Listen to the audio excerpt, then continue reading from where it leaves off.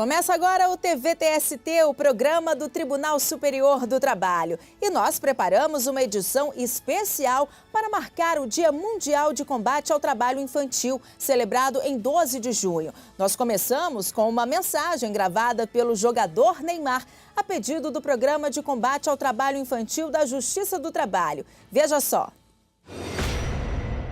Oi, galera. Estou aqui em nome de todo o Instituto Projeto Neymar Júnior para uma data muito importante, o Dia Internacional de Combate ao Trabalho Infantil. Uma infância é feita de brincadeiras, estudos, amigos, esportes e não de trabalho.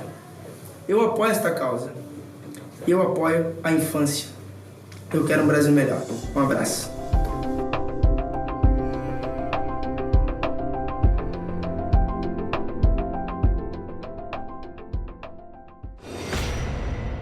E as ações do programa para marcar a data ocorrem em todo o Brasil. Veja algumas atividades previstas. O Tribunal Superior do Trabalho lançou a primeira mostra de artes do Serviço de Convivência e Fortalecimento de Vínculos do Distrito Federal, com o tema Combate ao Abuso e Exploração Sexual contra Crianças e Adolescentes. As artes foram feitas por crianças acolhidas nos centros de convivência do Distrito Federal. Um alerta às crianças para que se ponham de atalaia, ou seja, tenham cuidado com quem se relacionam e evitem, tanto quanto possível, a presença de estranhos, a aceitação de mimos e etc., que leve a uma exploração e o comprometimento do futuro dessas crianças.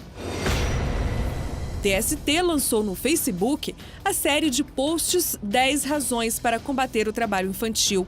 As mensagens trazem a hashtag contra o trabalho infantil e serão usadas durante todo o mês de junho para marcar as ações em favor da infância. Em 16 de junho, a Câmara dos Deputados realiza audiência pública promovida pela Comissão de Seguridade e Família, com a participação de representantes do Programa de Combate ao Trabalho Infantil da Justiça do Trabalho. O objetivo será discutir ações e projetos para diminuir a exploração de mão de obra de crianças e adolescentes. No Rio de Janeiro, atores participam de campanha que incentiva a população a denunciar situações de exploração de crianças. Os vídeos foram gravados pelo Ministério Público do Trabalho em parceria com o Tribunal Regional do Trabalho da Primeira Região. Não aceite que uma criança troque o banco escolar pelo trabalho. Diga não ao trabalho infantil. Disque 100 e denuncie. Para debater o assunto, convidamos especialistas e membros da Comissão para a Erradicação do Trabalho Infantil da Justiça do Trabalho, a ministra Kátia Magalhães Arruda, o ministro Lélio Bentes Corrêa e o desembargador Grijalbo Coutinho, do Tribunal Regional do Trabalho da 10ª Região. Obrigada a todos pela presença aqui no TVTST. Bom, e vamos começar a nossa mesa redonda abordando os vários mitos que envolvem a questão do trabalho infantil. Vou começar perguntando para a ministra Kátia. Ministra, algumas pessoas acreditam que o trabalho infantil é bom para o desenvolvimento da criança. Isso seria mais um mito? Eu diria até que é pior do que um mito, é uma mentira. Porque o que é importante para o desenvolvimento da criança é uma boa educação, é o seu desenvolvimento físico, psíquico, e o trabalho precoce não leva a nenhuma dessas duas questões. Ao contrário, o trabalho infantil, ele afasta a criança da escola, e a prova disso é que 90% das crianças trabalhadoras têm defasagem escolar ou abandonam a escola ainda no ensino fundamental. Então, em que é que esse trabalho infantil efetivamente vai colaborar com a formação da criança? Nós teremos posteriormente um adulto que não estará apto para o mercado de trabalho. No momento em que ele deveria ser inserido no mercado de trabalho, ele não vai ter a qualificação profissional, psíquica e mental adequada para tanto, porque ele foi inserido no momento que não era o ideal. Ele foi inserido quando era uma criança e deveria estar na escola, no lazer e nas atividades típicas da vida de uma criança. O senhor concorda com essa forma de pensar, ministro Lélio? Como é que fica a situação das crianças em situação mais carente? Nesse caso, pode trabalhar ou não? Certamente não. Como a ministra Kátia ressaltou, esse processo ele contribui para o fenômeno que nós chamamos a perpetuação do círculo vicioso da pobreza.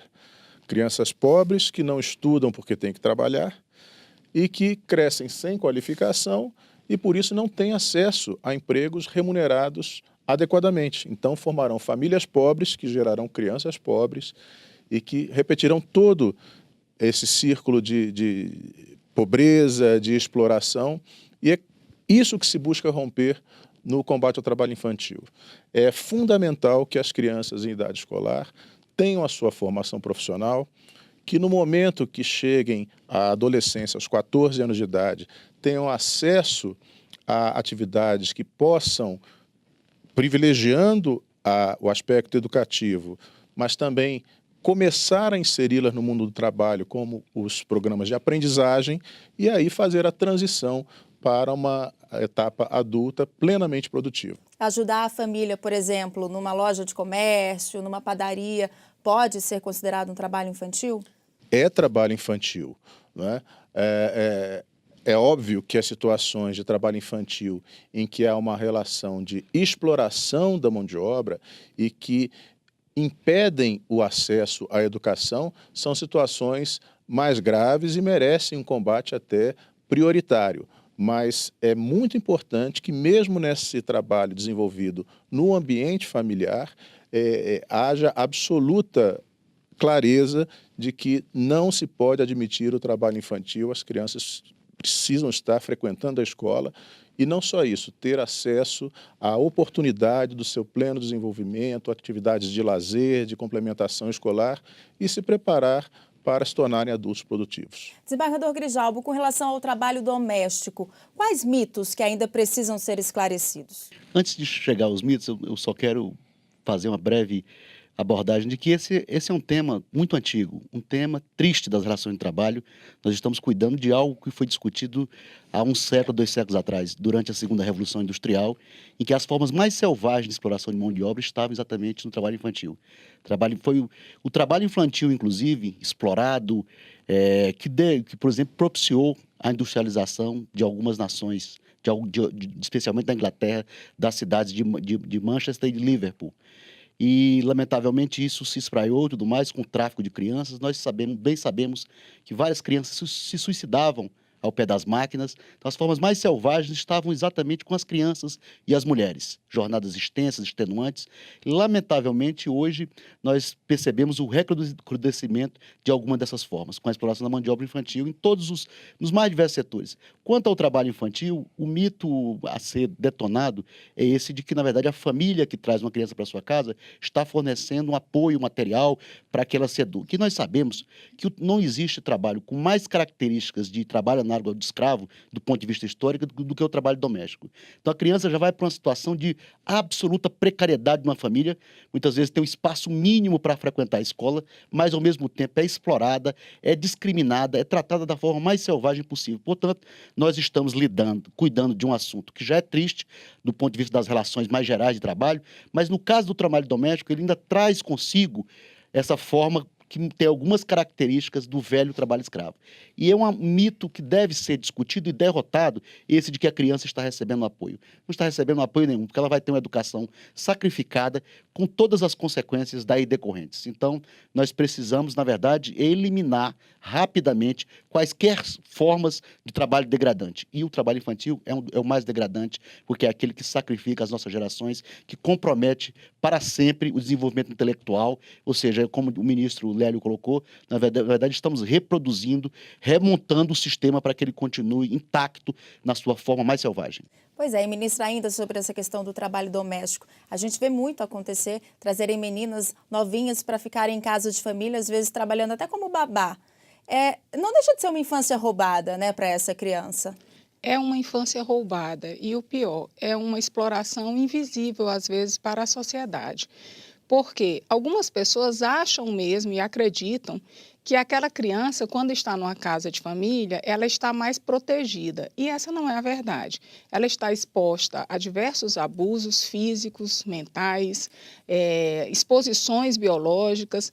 Então, nós sempre fazemos essa comparação. Uma babá, uma menina de 7 anos de idade, não tem a menor condição de cuidar e de ser responsável por uma criança de 1 ou 2 anos. Está expondo a criança, as duas, aliás, o bebê e a menina de 7 anos. E essa incompreensão, ela precisa ser melhor enquadrada pela nossa sociedade, melhor compreendida pela nossa sociedade. Nós sempre questionamos assim, mas eu quero uma menina para criar. Realmente, você quer uma menina para criar ou você quer uma criada fácil de mandar, fácil de manejar?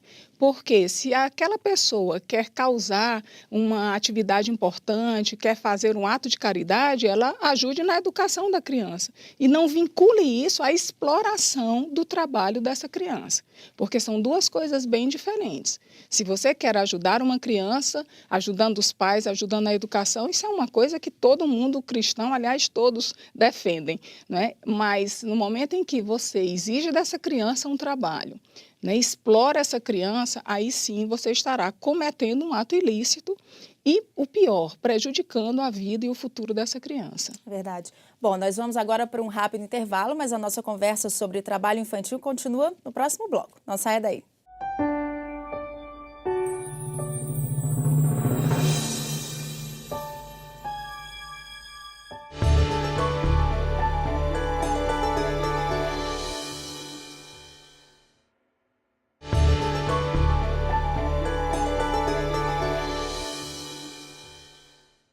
Estamos de volta com o TVTST especial Trabalho Infantil. Bom, a gente encerrou o último bloco falando sobre a questão do trabalho doméstico. Agora ficou uma dúvida no ar.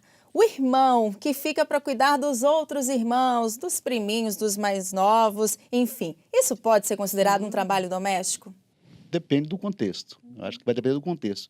Se for algo rotineiro, com cumprimento de jornada, de observância de forma rigorosa, aí o fato de trabalhar para a família ou para amigos não vai alterar. É sim trabalho infantil proibido, né? Agora, se for uma coisa absolutamente ocasional e tudo mais, dentro daquele tempo de folga, para olhar os irmãos, dar uma olhada de vez em quando, com apoio de outras pessoas, então isso vai depender muito do contexto. É verdade que as pessoas mais pobres, né, têm muitas dificuldades de deixar os filhos menores, ou seja, vivemos uma época de grande exclusão social. Isso, e também, ao mesmo tempo, isso falta. O poder público não oferece creches, ou seja, mecanismos para que essas famílias muito pobres possam deixar os seus filhos quando saem para trabalhar. E aí os próprios irmãos cuidam, mas nós temos que ter esse cuidado, que se isso se torna uma obrigação, uma coisa rotineira que vai comprometer o desenvolvimento educacional e o tempo de lazer da criança, deve ser proibido, evidentemente. Quais os cuidados, ministra, a senhora acha que os pais ou os responsáveis devem tomar nesse sentido? Esse é o cuidado que nós temos que ver. O que é colaboração familiar dentro do espírito de solidariedade que deve existir em uma família e o que é a exploração da criança. Então, são duas coisas que eu acho que são necessárias distinguir. Agora, só falando, porque nós começamos a falar sobre o trabalho infantil doméstico, e eu queria fazer uma observação que é interessante. E isso é quase trivial, é banal no Brasil hoje, né? Principalmente em algumas regiões. E muitos historiadores atrelam essa questão ainda à escravidão. As crianças nasciam já escravas nas senzalas. E quando isso acontecia, elas, desde 2, 3 anos, 4 anos de idade, elas passavam a servir à casa do Senhor. E talvez esse seja um motivo pelo qual, do ponto de vista cultural, tem sido ainda aceito na nossa sociedade. Então, às vezes, é necessário quebrar uma visão cultural extensa, que é irreal no sentido moderno, hoje não é mais aceitável algo assim, e é necessário quebrar essa banalização da exploração. Eu acho que, à medida que nós tivermos esse avanço de conscientização da sociedade brasileira, nós daremos um passo importante para erradicar o trabalho infantil e o trabalho infantil doméstico, por consequência. Abordando agora a questão, então, do trabalho rural, ministro. Um trabalho infantil no ambiente rural, muito comum, inclusive, no sul do país, né?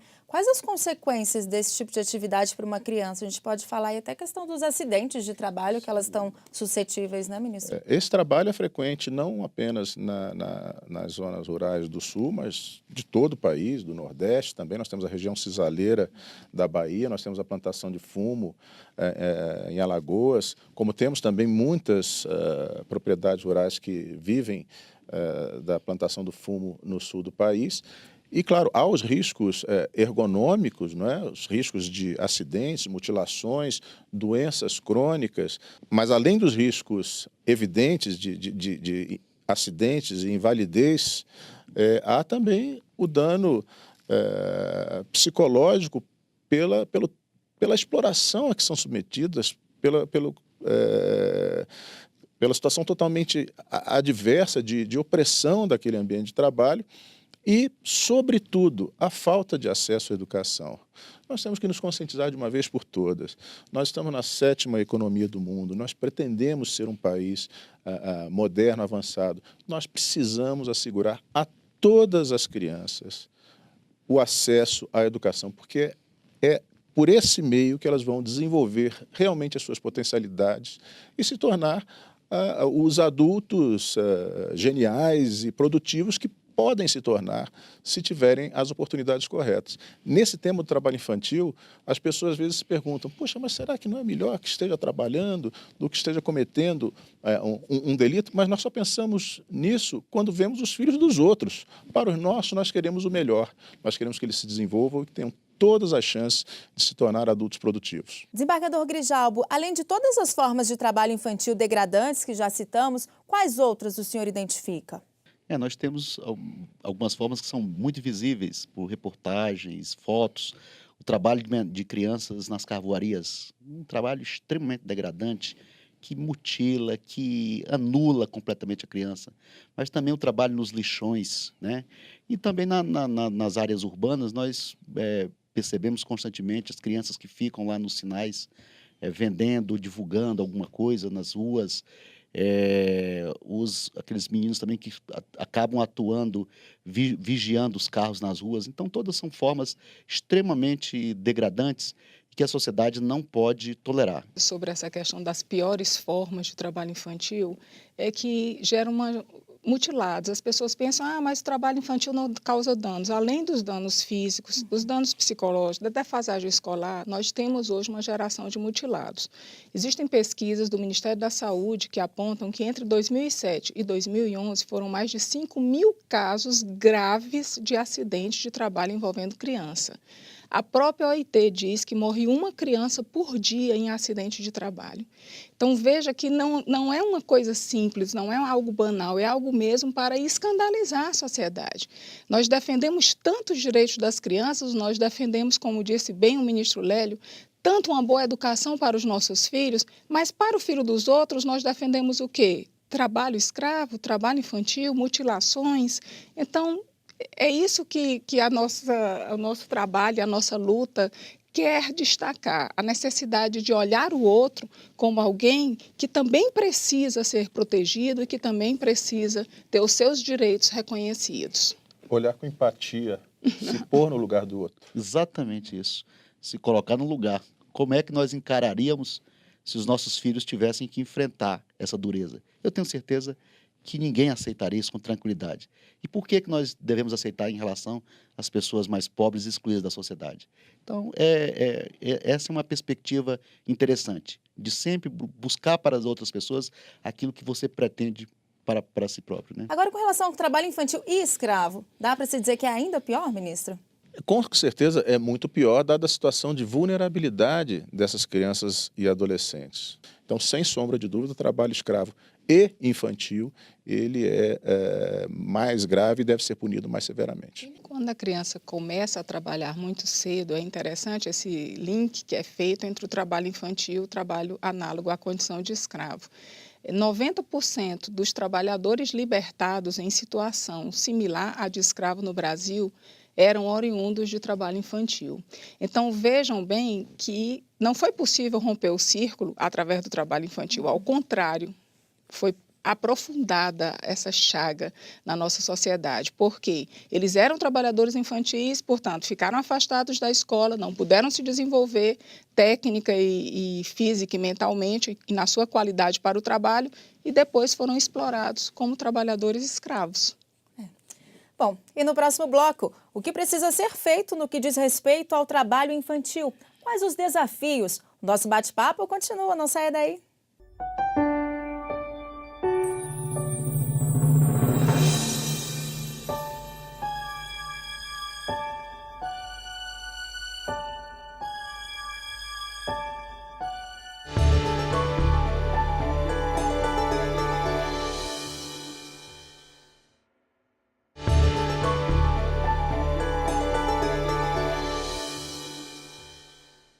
E estamos de volta com o TV TST Especial Trabalho Infantil. Bom, ministro Lélio, o prazo para erradicar o trabalho infantil, o prazo inicial para erradicar o trabalho infantil seria 2015. Infelizmente, isso não aconteceu. Quais são os desafios? O que ainda pode ser feito? Nós ainda temos, no Brasil, 3.200.000 crianças e adolescentes que trabalham. É um número ainda muito importante, muito elevado e que pode ser reduzido mediante o investimento nessas políticas de apoio familiar, no investimento em uma educação de qualidade, valorização da função do professor, oferecimento de escolas em tempo integral. É fundamental que as crianças e adolescentes estejam na escola ou nas creches enquanto seus pais estão trabalhando. E também um investimento massivo na formação de cursos de formação profissional, para que os adolescentes, a partir de 14 anos, entre 14 e 16, possam adquirir as habilidades de uma profissão específica que depois, no futuro, será um instrumento do seu próprio desenvolvimento. E na opinião da senhora, ministra, quais outras medidas positivas poderiam ser feitas ou estão sendo feitas para mudar esse quadro? Eu citaria 3 principais. A questão da conscientização sobre o tema seria a primeira, mais importante, porque à medida que as pessoas têm noção dos seus direitos e têm noção da defesa dos direitos também das pessoas que estão mais fragilizadas, mais desfavorecidas, esse é um dado importante. Um outro ponto é a própria questão da educação integral, que foi muito bem dita pelo ministro Lélio. Todos os países desenvolvidos que conseguiram erradicar o trabalho infantil conseguiram através da educação integral. A criança ficando na escola, nos 2 turnos, na escola desenvolvendo até atividades esportivas vinculadas, atividades culturais na escola. Então, esse é um dado que não pode ser esquecido.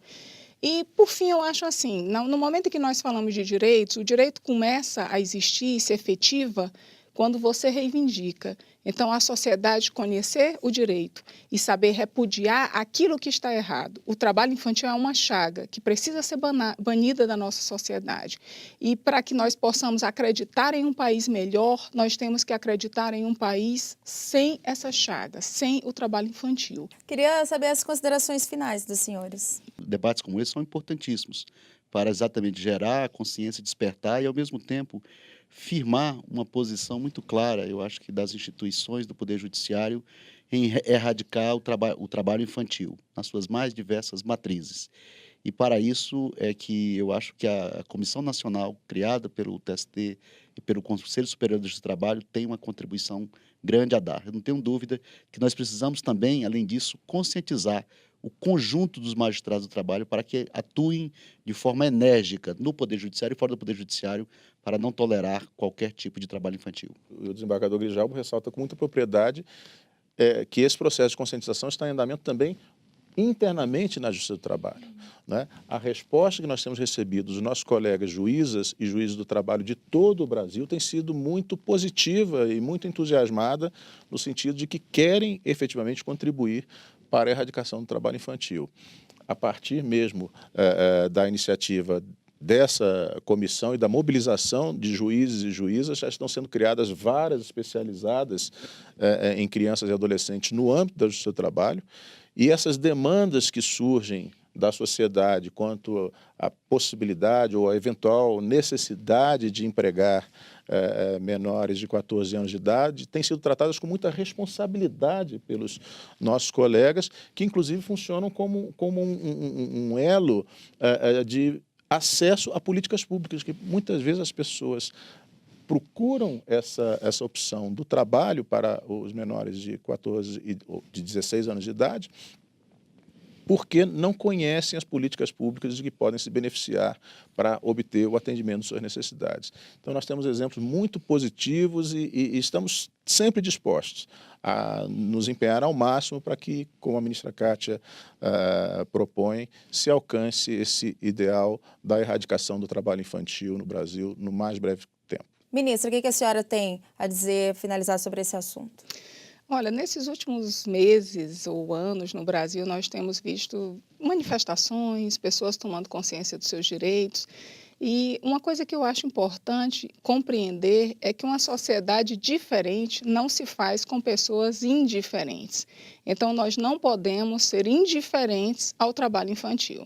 Nós temos que atuar e atuar de forma radical, no seu sentido melhor. O que é atuar de forma radical? Ir à raiz dos problemas e tentar mudar o Brasil também nesse aspecto. Bom, eu agradeço a todos pela entrevista. Foi um prazer tê-los hoje aqui no TVTST. Prazer foi nosso.